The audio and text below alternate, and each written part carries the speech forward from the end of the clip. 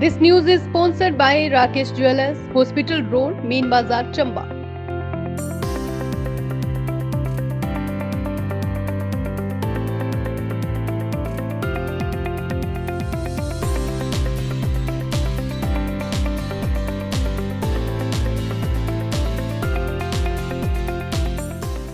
नमस्कार, स्वागत है आपका हिमाचल न्यूज 24/7 में और मैं हूं आपके साथ आंचल मोंगिया।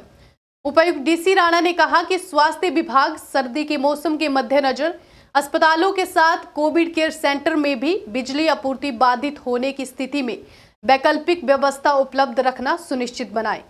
उपायुक्त ने ये बात शिमला से मुख्यमंत्री जयराम ठाकुर और मुख्य सचिव अनिल खाची द्वारा वीडियो कॉन्फ्रेंसिंग के माध्यम से सर्दी के दौरान विभिन्न जरूरतों और सुविधाओं की उपलब्धता की समीक्षा के लिए आयोजित बैठक में भाग लेने के बाद जानकारी देते हुए कही।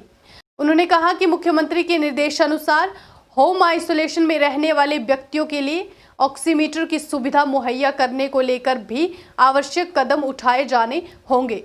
उपायुक्त ने कहा कि सर्दी के मौसम के दौरान विशेष तौर से सामाजिक आयोजनों में लोगों की बड़ी संख्या में उपस्थिति को कोरोना वायरस संक्रमण के खतरे को देखते हुए राज्य सरकार से मिलने वाली हिदायतों के मुताबिक नियंत्रित रखने की दिशा में भी जिले के विभिन्न उपमंडलों के एसडीएम को निर्देश जारी किए जाएंगे।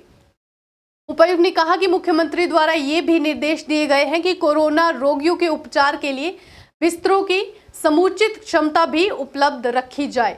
उपायुक्त डीसी राणा ने जानकारी देते हुए बताया कि जिले में खाद्यान्न, रसोई गैस और मिट्टी के तेल की समुचित उपलब्धता मौजूद है। संबंधित उपमंडलीय प्रशासन और विभाग को इस पर लगातार निगरानी बनाने के लिए कहा गया है ताकि सर्दी के मौसम के दौरान विशेष तौर से बर्फबारी के मद्देनजर विकट परिस्थितियों में भी लोगों को सभी आवश्यक खाद्यान्नों के अलावा रसोई गैस और मिट्टी के तेल की आपूर्ति बाधित नहीं होनी चाहिए। लोक निर्माण विभाग को भी विशेष तौर से जिला के उन क्षेत्र में जहां बर्फबारी अधिक मात्रा में होती है कि मुख्य सड़कों को बहाल करने के लिए आवश्यक मशीनरी और मैन पावर तैयार रखने के निर्देश दिए गए। उन्होंने कहा कि गृह रक्षा एवं नागरिक सुरक्षा विभाग को भी प्राकृतिक आपदा की सूरत में अपनी त्वरित कार्यवाही टीमों को सतर्क रखने के लिए कहा गया है। उन्होंने बताया कि सेना की मदद के अलावा राष्ट्रीय जल विद्युत निगम की मशीनरी को भी आपदा से निपटने के लिए उपयोग किया जाएगा। उन्होंने जानकारी देते हुए कहा कि अग्निशमन विभाग के तीसा, सलूणी, खड़ामुख, डलहौजी और चंबा अग्निशमन केंद्रों में उपलब्ध वाहनों के टायरों के लिए चेन की व्यवस्था करने के लिए निर्देश जारी किए गए हैं। विभाग को कहा गया है कि बर्फबारी के दौरान आग की घटना पर काबू पाने के लिए दमकल वाहनों के टायरों पर चेन उपलब्ध रहना चाहिए ताकि दमकल वाहन आसानी से घटनास्थल तक पहुंच सके। एम्बुलेंस सुविधा में भी ऐसे वाहन उपयोग में लाने की जरूरत है जिनमें 4x4 की क्षमता हो और वे आसानी से चिकित्सीय राहत देने में सक्षम रहे।